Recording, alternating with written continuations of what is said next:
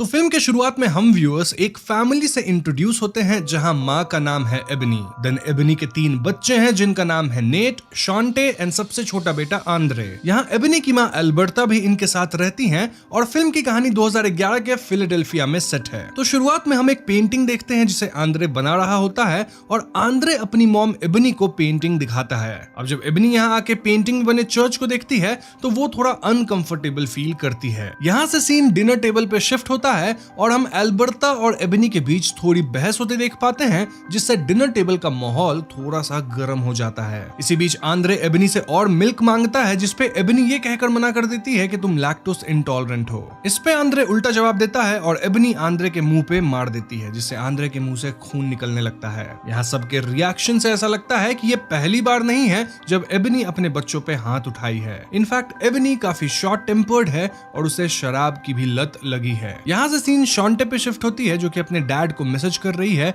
और हमें पता चलता है कि डैड इनके साथ नहीं रहते। तभी अचानक शॉन्टे को कुछ बदबू आने लगती है जिस पर वो दोनों बॉयज को ब्लेम करती है। यहाँ हम एबनी को देखते हैं जिसे एक मक्खी परेशान कर रही थी और मक्खी के सोर्स को ढूंढते हुए एबनी बेसमेंट के पास पहुंच जाती है जहाँ पे और भी मक्खियां थी। ऐसे में एबनी इन मक्खियों को भगा के बेसमेंट का दरवाजा बंद कर देती है। ना आधी रात को आंद्रे फ्रिज से दूध निकाल के एकदम अजीब तरीके से पी रहा था। तभी अचानक विंडो पे कुछ टकराने की आवाज आती है और चेक करने पे आंद्रे एक रेवन बर्ड को देखता है जो विंडो से टकरा कर घायल हो गया था। खैर अगली सुबह एबनी की बातों से हम समझ पाते हैं कि ये फैमिली हाल ही में इस घर में शिफ्ट हुई है और इनकी फाइनेंशियल कंडीशन भी काफी खराब है। एबनी जब नेट के क्लोजेट में कपड़े रख रही होती है तो उन्हें एक शराब की बोतल और कुछ पैसे मिलते हैं। ऐसे में जब नेट स्कूल से लौटता है तो एबनी उससे इस बारे में पूछती है और नेट का कहना था कि वो ये बोतल एबनी से ही छुपा के रखा था क्योंकि एबनी को शराब की लत लगी है ना कि नेट को। इस पॉइंट तक हम व्यूअर्स क्लियरली समझ गए होते हैं कि ये एक बहुत ही डिसफंक्शनल फैमिली है जहां बच्चों पे हाथ उठाना भी आम बात है। ऑल्दो एबनी अपने बच्चों से प्यार भी बहुत करती है। वैसे आगे के सीन्स में ये भी क्लियर होता है कि एल्बर्टा भी शायद एबनी पे बचपन में हाथ उठाती थी, मतलब एल्बर्टा भी अच्छी माँ नहीं थी और एबनी का वो ट्रॉमा शायद अपने बच्चों पे निकल रहा है। खैर आगे हम बैकयार्ड में आंद्रे को किसी से बात करते देखते हैं जबकि आंद्रे के आसपास कोई नहीं था। जब एबनी आंद्रे से इस बारे में पूछती है तो आंद्रे कहता है कि वो किसी ट्रे नामक बंदे से बात कर रहा है जो कि उनके ही घर पे रहता है। एबनी इस बात को इग्नोर करती है और वो अब भी मक्खियों से परेशान थी जो कि बेसमेंट के डोर पे काफी नंबर्स में थे। अब उस रात हम आंद्रे को बेसमेंट में जाते हुए देखते हैं और एबनी भी कुछ आवाज सुन के उठ जाती है। एबनी को नीचे बेसमेंट का दरवाजा खुला हुआ दिखता है और वो उसे बंद करके वापस सोने चली जाती है। Anyways next day Alberta hospital जाती है जहां वो डॉक्टर से थोड़ा फ्लर्ट करती है और आगे हम समझ पाते हैं कि एल्बर्टा को कैंसर है। जी हाँ, वो अपना कीमोथेरेपी करवाने यहाँ हॉस्पिटल में आती थी। अब एल्बर्टा के इलाज का पैसा एबनी भर रही थी जिसके बारे में अब तक एल्बर्टा को नहीं पता था, लेकिन आज हॉस्पिटल में वो ये बात जान जाती है। घर आके वो एबनी को इस बारे में कन्फ्रंट करती है और यहाँ हम दोनों को इमोशनल होते देख पाते हैं। अब रात में एबनी को सपने में एक आदमी उसकी तरफ आता दिखाई देता है जिससे एबनी डर के नींद से उठ जाती है और उसे अचानक रूम का दरवाजा अपने आप बंद होता हुआ दिखाई देता है। एबनी को लगता है कि घर में कोई चोर घुसा है और चेक करने पे एबनी को बेसमेंट का दरवाजा खुला मिलता है। बेसमेंट से बहुत तेज बदबू आ रही थी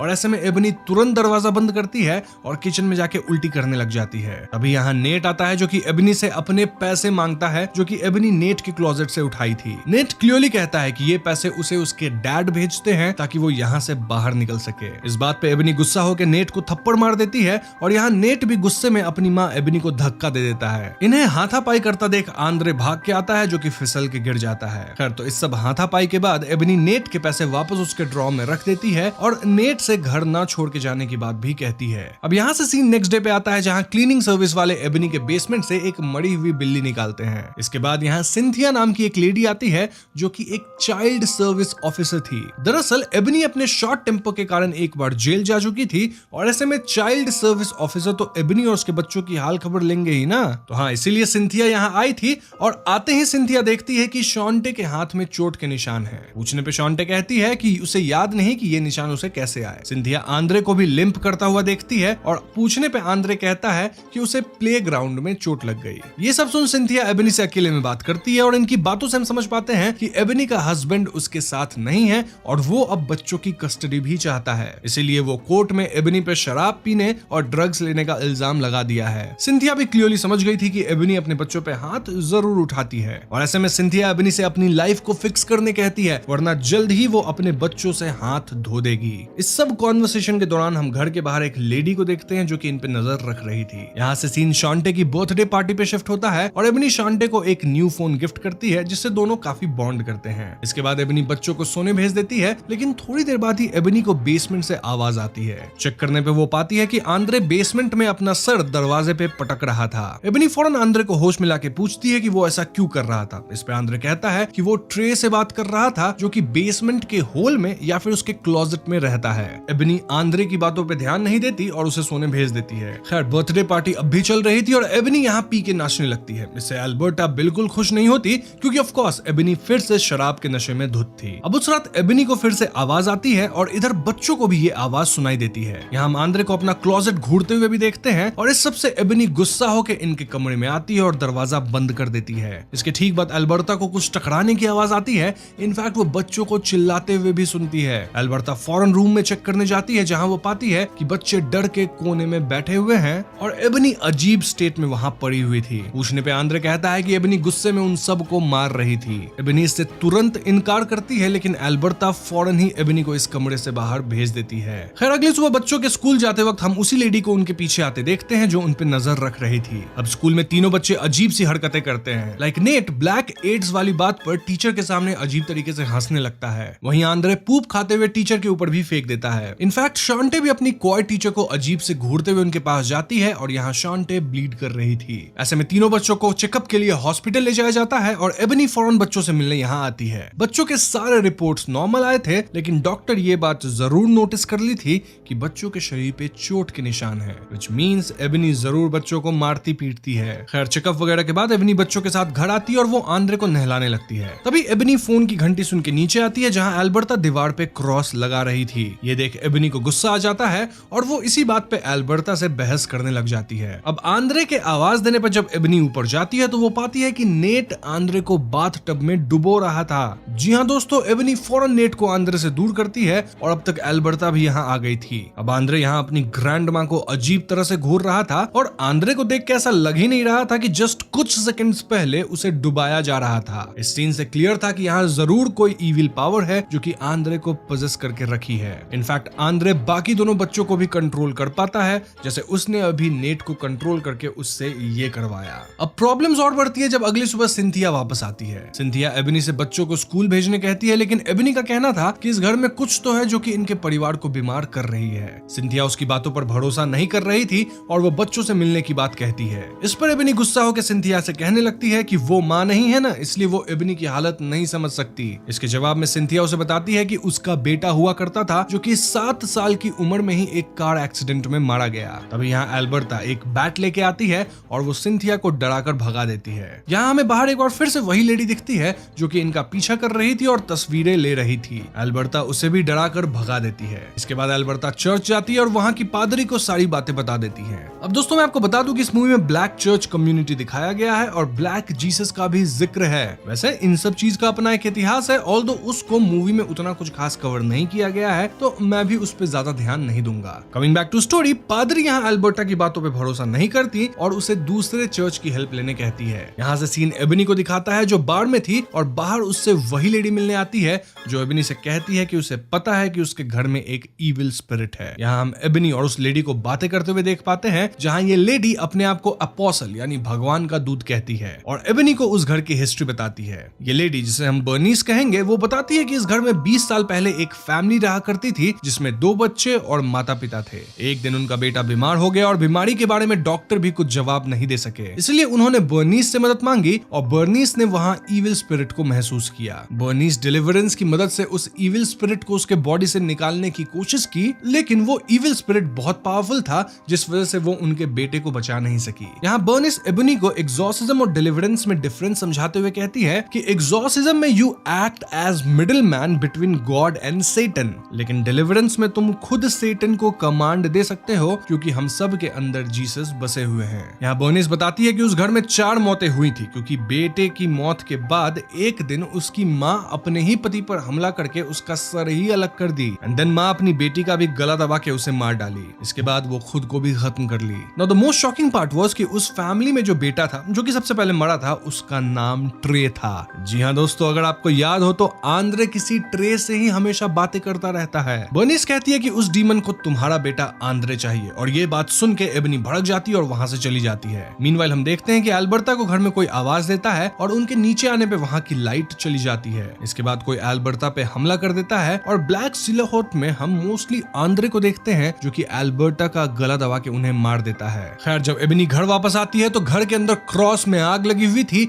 और वहां एल्बर्टा की लाश भी पड़ी हुई थी। इसके बाद पुलिस आती है और अगले दिन सिंथिया भी यहाँ पहुंच गई थी जो कि उस जले हुए क्रॉस की पिक्चर ले रही थी। वहीं एबनी बच्चों को लेकर दूसरी जगह जा रही होती है और कार में आंद्रे एबनी से कहता है कि एल्बर्टा की मौत एबनी की वजह से हुई है। ऐसा कहते ही आंद्रे की आंखें ब्लैक हो जाती है जिसे देख एबनी डर जाती है और वो गाड़ी रोक के वहां से चिल्लाते हुए एक बाड़ में जाकर मदद मांगती है। कुछ लोग उसकी मदद करने के लिए आगे आते भी हैं और कार के अंदर देखने पे उन्हें बच्चे सोए हुए दिखाई देते हैं। Now of course this depicts कि एबनी की ही मेंटल स्टेट खराब है। यहाँ सीन कट होता है और आगे हम एबनी को एक हॉस्पिटल में देख पाते हैं जहाँ डॉक्टर उससे कुछ सवाल पूछ रही होती है। बेसिकली यहाँ एबनी का साइकियाट्रिक इवैल्यूएशन हो रहा था। पहले तो एबनी झूठ बोलती है पर डॉक्टर के दोबारा पूछने पे वो कहती है कि हाँ मुझे कुछ आवाजें सुनाई देती है। यहाँ सिंथिया भी थी विच मीन्स कि सिंथिया एबनी को रिपोर्ट कर दी है और अब एबनी से उसके बच्चे छीन लिए जाएंगे। एबनी को पता चलता है कि नेट और शॉन्टे को चर्च के फॉस्टर केयर में भेजा जा रहा है और आंद्रे को हॉस्पिटल में भर्ती किया जा रहा है। एबनी यहाँ बच्चों को रोकने की कोशिश करती है पर कोई उसकी बातें नहीं सुनता।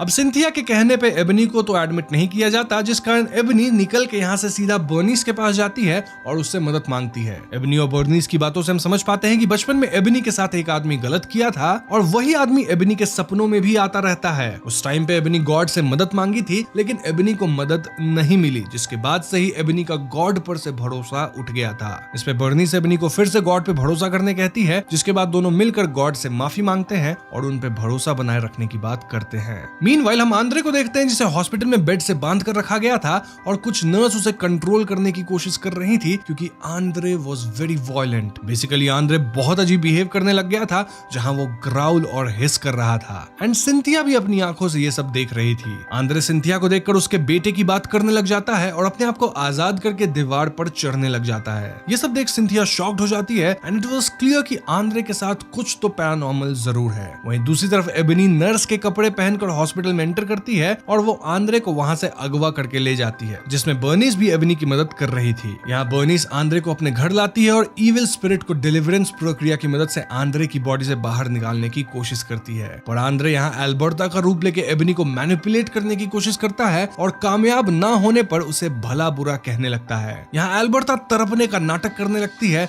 और हंसते हुए बर्नीस को ताने मारती है कि कैसे वो ट्रे को नहीं बचा सकी थी। इसके बाद अचानक वो यहाँ से गायब हो जाती है। मीनवाइल हम देखते हैं कि नेट और शॉन्टे भी इन सब चीजों से इफेक्ट हो रहे थे और नेट तो यहाँ खून की उल्टियां कर अपने आप को नोचते हुए बाहर भागने लगता है। यहाँ डीमन फिर से आंद्रे का रूप ले लेता है और बर्नीस पर बुरी तरह से हमला कर देता है। इसके बाद आंद्रे फिर गायब हो जाता है और हमले के कारण बर्नीस अब मरने वाली हालत में थी। मरने से पहले वो एबनी को होली वाटर देती है और कहती है कि एबनी को अपने डर पे काबू पाना होगा तभी वो इस डीमन को हरा सकती है। यहाँ से एबनी अपने घर जाती है और बेसमेंट में उसे आंद्रे मिलता है। एबनी उस पे होली वाटर छिड़कती है और ऐसे में डीमन अब एबनी का ही रूप लेकर उसे मारने लगता है। इनफैक्ट उसका गला दबाने लग गया था। इसके बाद एबनी को अपने बच्चों के साथ बिताए हुए मेमोरीज फ्लैश होती हैं और उसे एल्बर्टा की आवाज सुनाई देती है जो उसे गॉड से बात करने कहती है। इस पॉइंट पे एबनी को kind of near death experience होता है और हम उसे लेविटेट होते हुए देखते हैं। लेकिन जब एबनी को होश आता है तो वो खुद को डीमन के सामने देखती है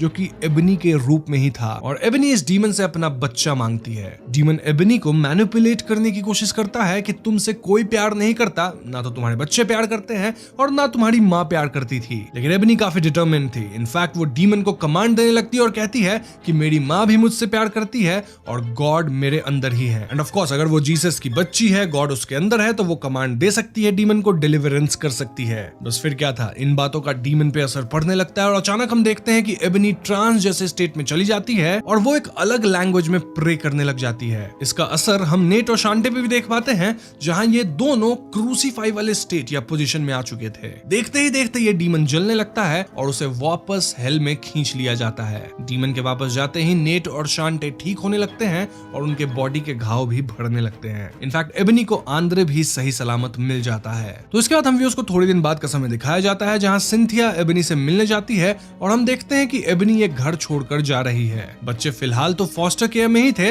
लेकिन 6 महीने बाद एबनी को अपने बच्चों की कस्टडी भी मिल जाती है। ये पूरी फैमिली वापस फिलाडेल्फिया जा रही थी और एबनी अपने बच्चों को बताती है कि वो अपने पति से भी रिश्ते सुधारने की कोशिश कर रही है। ऑफ कोर्स ये सुन के बच्चे भी खुश थे और इसी पॉइंट पे फिल्म भी खत्म हो जाती है। तो दोस्तों ये थी द डिलीवरेंस फिल्म की कहानी और अब हम यहाँ कुछ थियरीज पे बात कर लेते हैं। सो पहली थियरी तो काफी सिंपल है, जहाँ सच में उस घर में कोई इविल स्पिरिट थी जो कि एबनी और उसके परिवार को परेशान कर रही थी। लेकिन जब एबनी वापस से गॉड पे भरोसा करती है तो वो डीमन से ना सिर्फ लड़ती है बल्कि डीमन को हरा भी पाती है। लेकिन दूसरी थियरी थोड़ी सी अलग है। अगर आप गौर करें तो थ्रू आउट फिल्म हमें एबनी को हमेशा गुस्से में दिखाया गया है और वो अपने बच्चों पे भी हाथ उठाती थी। इनफैक्ट एबनी की फाइनेंशियल कंडीशन भी खराब थी और वो अक्सर शराब के नशे में रहती थी। एबनी को अपने बचपन का भी ट्रॉमा था, जहां मोस्टली एबनी की माँ भी उसे मारा पीटा करती थी। यही ट्रॉमा कहीं ना कहीं एबनी को वॉयलेंट बना दिया था और पूरी फिल्म एबनी के वॉयलेंस को एज घोस्ट पोर्ट्रे करी है। आई मीन एबनी को लगने लगा कि उसके साथ सब गलत किसी स्पिरिट की वजह से होने लग गया है और अगर माँ को ऐसा लग रहा है तो बच्चे भी ऑफ कोर्स यही मानने लगेंगे ना। फिल्म के दौरान सिंथिया एक सीन में एबनी से कहती है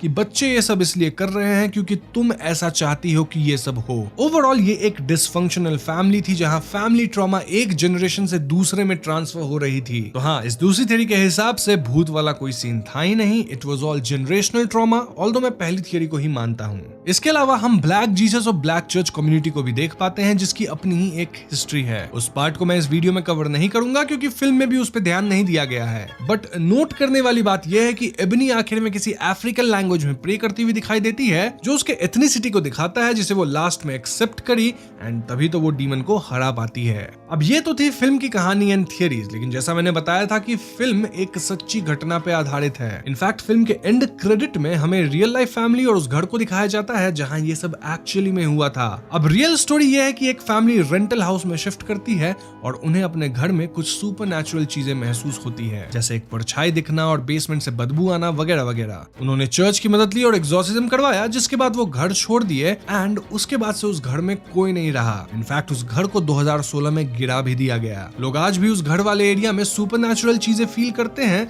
लेकिन इसका कोई सबूत नहीं है। तो हाँ, ये कहानी कितनी सच्ची है ये तो मैं आपकी सोच पे छोड़ दूंगा। वहीं कुछ लोग इसे बस एक पब्लिसिटी स्टंट मानते हैं। ऐसी ही एक खास स्टोरी स्टीव लचांस की है जो कि मई के 2001 में यूनियन मसूरी में एक नए रेंटेड घर में शिफ्ट होते हैं। पेशे से स्टीव एक कॉर्पोरेट ट्रेनर था जिनका रिसेंटली डिवोर्स हुआ था एंड स्टीव के बच्चों का नाम था एलाइजा, एलियट और इलाई।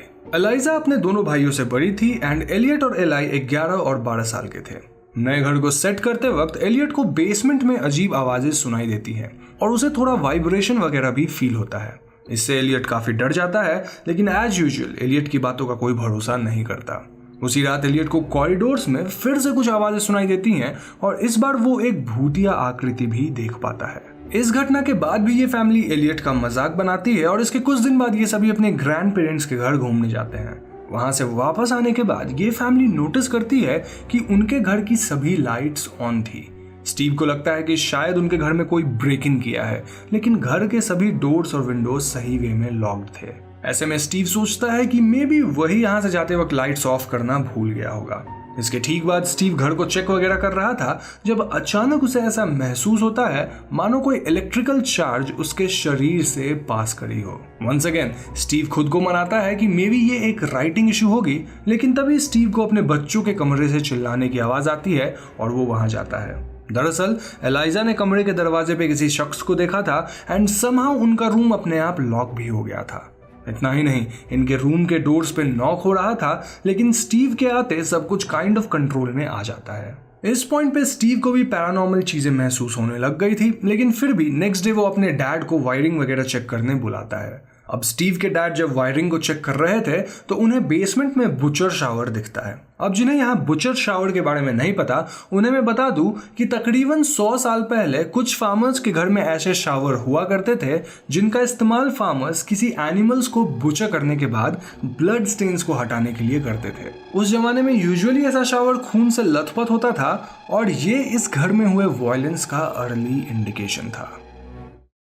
तो बुचर शावर के पाए जाने के बाद घर में पैरानॉर्मल एक्टिविटीज और भी ज्यादा बढ़ गई, लाइक किसी के चिल्लाने की आवाज आना, डोर पे नॉक होना या फिर इवन पूरे घर का वाइब्रेट होना। ऐसे में स्टीव और उसकी फैमिली ने कुछ ऐसा किया जो यूजुअली हॉरर मूवीज में लोग नहीं करते हैं। यस, वो लोग घर छोड़कर रातों रात भाग गए। इसके बाद ये प्रॉपर्टी फिर से सेल पे गई और ऐसे में लिंडा मार्श की फैमिली ने इस प्रॉपर्टी को रेंट किया। लिंडा की फैमिली में उनके हस्बैंड एनेथ और उनकी 13 साल की बेटी एशली भी थी और ये तीनों इस घर में रहने लगे। प्रोफेशन वाइज एनेथ एक नर्सिंग होम के मेंटेनेंस वर्कर थे और लिंडा किसी डिपार्टमेंट स्टोर की सेल्स एसोसिएटिव थी। घर को डेकोरेट करते वक्त लिंडा को ऊपर के फ्लोर से कुछ आवाजें सुनाई देती हैं, जबकि घर में उस वक्त लिंडा के अलावा और कोई नहीं था। उसी रात एशली भी अपने कमरे के दरवाजे को खुद ब खुद खुलते और बंद होते देखती है, जबकि कमरे के आसपास कोई भी नहीं था। ये फैमिली इन स्ट्रेंज हैपनिंग्स के बारे में बातें करती है, लेकिन एनेथ को इन बातों पे बिल्कुल भरोसा नहीं था और वो सबको इन चीजों पे ध्यान ना देने के लिए कहते हैं। दूसरी तरफ स्टीव को अब भी उस घर से जुड़ी नाइटमेयर्स आ रही थी, इसलिए वो इस घर को विजिट करके लिंडा और उनके हस्बैंड से मिलता है। स्टीव कहता है कि ये घर हॉन्टेड है और ऐसे में लिंडा स्टीव का यकीन करती है, लेकिन एनेथ को स्टीव की बातों पर भरोसा नहीं था। उस रात एशली घर के बाहर एक पेड़ के ऊपर किसी बेबी को टंगा हुआ देखती है, लेकिन जैसे ही वो अपने मॉम को बुलाती है वो बेबी अपने आप ही गायब हो चुका था। यहाँ लिंडा खुद को कन्विंस करने की कोशिश करती है कि शायद इस घर में कुछ भी नहीं है, लेकिन अंदर ही अंदर वो खुद बहुत ज्यादा डरी हुई थी। तो इसके कुछ दिन बाद लिंडा को एशली के स्कूल से एक लेटर आता है, जिससे लिंडा को पता चलता है कि एशली अपने स्कूल की क्लासेस बंक करने लग गई थी। जब लिंडा एशली को इस बात के लिए कन्फ्रंट करती है तो एशली के हाथ पे उसे मल्टीपल कट्स दिखते हैं। इस पॉइंट पे एशली अपनी मॉम लिंडा पे ही चिल्ला देती है और वो कहती है कि उसे अपने आप को कट करने में अच्छा लगता है और वो ऐसा बार बार करती रहेगी। लिंडा फौरन एशली को अस्पताल ले जाती है, जहां डॉक्टर का कहना था कि टीनेजर्स के बीच ऐसी हरकतें काफी कॉमन है और यूजुअली वो अपने स्ट्रेस को दूर भगाने के लिए ऐसा करते हैं या फिर वो किसी और को देखकर कूल बनने के चक्कर में भी ऐसा कर सकते हैं। ये बात सुनने में तो ठीक लगता है, लेकिन लिंडा इस पॉइंट तक मानने लग गई थी कि उसकी बेटी किसी इविल एंटिटी के कब्जे में है या फिर वो सिंपली पोजेस्ड है। लिंडा फौरन the Saint Louis spirit church से कुछ पैरानॉर्मल इन्वेस्टिगेटर्स को अपने घर बुलाती है और उनके साथ स्टीव भी आता है। इन पैरानॉर्मल इन्वेस्टिगेटर्स की लीड बेट्सी को तुरंत ही घर से कुछ नेगेटिव एनर्जी का आभास होता है और उनका मानना था कि इस घर में कुछ अदर वर्ल्डली एंटिटी है। ये इन्वेस्टिगेटर्स घर की थोड़ा इन्वेस्टिगेशन करने लग जाते हैं और ये सब एनेथ को बिल्कुल पसंद नहीं आ रहा था। इन्वेस्टिगेटर्स को अपनी इक्विपमेंट्स की मदद से एक फेंट आवाज सुनाई देती है और इस आवाज को ट्रेस करते हुए वो ऊपर के कमरे में पहुंचते हैं। कमरे में ईएमएफ मीटर कुछ इलेक्ट्रोमैग्नेटिक फ्लक्चुएशंस पकड़ती है और यहाँ बेट्सी एक ओल्ड मैन की प्रेजेंस को महसूस करती है, जो कि कमरे के एक कोने में खड़ा था। ये ओल्ड मैन बार बार कह रहा था कि दिस इज माई हाउस। इन बातों से बेट्सी ये अनुमान लगाती है कि जरूर ये बूढ़ा आदमी पहले इसी घर में रहा करता होगा और उसकी आत्मा आज तक इसे अपना घर मानती है और दूसरों को यहाँ नहीं आने देती है। खैर, बेट्सी एशली के कमरे को भी चेक करती है, जहां उसे पावरफुल नेगेटिव एनर्जी फील होती है। बेट्सी का मानना था कि एशली के पास कुछ साइकोकाइनेटिक एबिलिटीज है, जिसकी मदद से उसने खुद की एक नेगेटिव एनर्जी क्रिएट करी है और वो इसी रूम में है।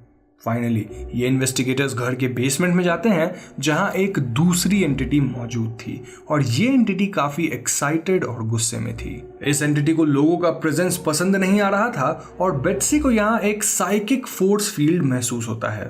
इन सभी चीजों को इन्वेस्टिगेट करने के बाद बेट्सी क्लियरली सेज कि ये घर हॉन्टेड है। इस बात को जानकर लिंडा काफी घबरा जाती है और वहीं स्टीव इस प्रॉपर्टी की हिस्ट्री को लेकर रिसर्च करने लग जाता है। स्टीव लोकल लाइब्रेरीज में प्रॉपर्टी के बारे में पढ़ता है, जहां वो जान पाता है कि कई साल पहले वो घर किसी कॉन्फेडरेट ऑफिसर का था। अनदर कॉन्फेडरेट ऑफिसर, जिसका नाम कैप्टन विल्सन था, उसे फायरिंग स्क्वाड ने इसी प्रॉपर्टी पे शूट करके मार डाला था। इस घटना के अलावा इस प्रॉपर्टी पे कई शूटिंग्स और मर्डर्स हुई थी, विच प्रूव्ड कि ये घर ने काफी वॉयलेंस देखा है, जो कि मॉडर्न टाइम्स तक चला आ रहा था। मोरओवर हम जानते हैं कि इस घर में बुचर शावर भी था। तो ये सब होने के बाद एनेथ को भी उस घर में सुपरनैचुरल चीजें फील होने लगती हैं और लिंडा की हालत तो बद से बदतर हो गई थी। इसीलिए ये लोग घर को एक रोमन कैथोलिक प्रीस्ट से ब्लेस करवाते हैं, लेकिन ये प्रीस्ट घर में आने के बाद अजीब बिहेव करते हैं और वो यहाँ से जल्दी भागने के फिराक में थे। दिस अगेन प्रूव्ड कि इस घर में कुछ न कुछ तो जरूर था। नाउ ऑब्वियसली उस प्रीस्ट की ब्लेसिंग काम नहीं करती। इनफैक्ट घर में सुपरनैचुरल हैपनिंग्स और बढ़ जाती है, मानो घर के घोस्ट्स अब गुस्सा हो चुके हैं। लिंडा खुद को मेंटली हेल्दी रखने के लिए एक साइकियाट्रिक हेल्प लेती है और लिंडा के साइकियाट्रिस्ट का नाम इमरान था। इमरान लिंडा की जांच के बाद उसे डिप्रेस्ड बताते हैं, लेकिन कहीं ना कहीं इमरान को भी स्पिरिट वाली बातों में यकीन था। इमरान लिंडा को मेडिसिन तो देते ही हैं, साथ ही वो इसे इस घर को छोड़ देने के लिए भी कहते हैं। फाइनली लिंडा और उसकी फैमिली इस घर को छोड़ने का डिसाइड करते हैं और उनके ऐसा करते ही उनकी लाइफ में सब कुछ फिर से ठीक होने लग जाता है। अब उस घर में किसकी स्पिरिट थी, वहां स्पिरिट थी भी कि नहीं, इन सब सवालों का जवाब तो मेरे पास नहीं है, लेकिन मैं इतना जरूर बता सकता हूं कि इस घर में जो दोबारा यानी कि इस इवेंट के बाद जो फैमिली रहने आई वो भी 6 महीने में घर को छोड़कर चली गई। अब क्या स्टीव ये सब सेटअप कर रहा था, क्या सभी लोग झूठ बोल रहे थे, या फिर ये घर सच में हॉन्टेड है? इसका जवाब मेरे पास नहीं है, लेकिन मैं आपसे पूछना चाहता हूं कि आप क्या मानते हैं और आप अपनी ओपिनियन मुझे कमेंट में जरूर बताइए। मैं यहाँ स्टीव पे ही शक इसलिए कर रहा हूँ क्योंकि स्टीव इस केस से काफी क्लोजली एसोसिएटेड था। इनफैक्ट वो इस पूरे केस पे फर्दर रिसर्च करते हुए खुद का मसूरी पैरानॉर्मल रिसर्च सोसाइटी बनाया। स्टीव देश भर के कई पैरानॉर्मल कॉन्फ्रेंसेस में भाषण दिया और उसने इस इंसिडेंट पे एक बुक भी लिख डाली जिसका नाम है the uninvited the true story of the union screaming house. Steve यहाँ रिसेंटली रह रही हेलेन की भी काफी मदद करता रहा क्योंकि वो भी इन पैरानॉर्मल चीजों को एक्सपीरियंस करने लग गई थी। So if you see, Steve ने इस इंसिडेंट को हर तरह से फेमस करने की कोशिश करी, इसीलिए मेरा शक उस पे जाता है। But you never know, there can be actual hauntings in that house. It's quite possible कि स्टीव एक बहुत ही सेल्फलेस इंसान था और वो सच में लोगों की मदद करना चाहता था। तो यहाँ आप भी दोनों में से कुछ भी सोच सकते हैं एंड ये आपकी अपनी मर्जी होगी।